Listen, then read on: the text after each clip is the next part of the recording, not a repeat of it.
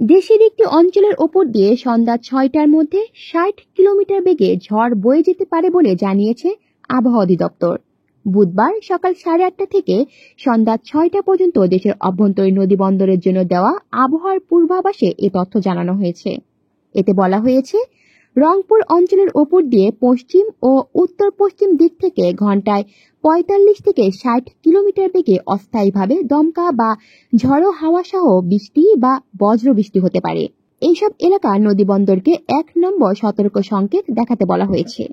এদিকে সকাল ৯টা থেকে পরবর্তী ১২০ ঘন্টার আবহাওয়ার পূর্বাভাসে বলা হয়, দক্ষিণ বঙ্গোপসাগর ও তৎসংলগ্ন পশ্চিম মধ্য বঙ্গোপসাগর এলাকায় অবস্থানরত সুস্পষ্ট লঘুচাপটি উত্তর দিকে অগ্রসর হয়ে সকাল ৬টায় পশ্চিম মধ্য বঙ্গোপসাগর ও তৎসংলগ্ন দক্ষিণ পশ্চিম বঙ্গোপসাগর এলাকায় অবস্থান করছে। এটি পরবর্তী ১২ ঘন্টার উত্তর দিকে এবং পরবর্তী সময়ে উত্তর ও উত্তর পূর্ব দিকে অগ্রসর হতে পারে।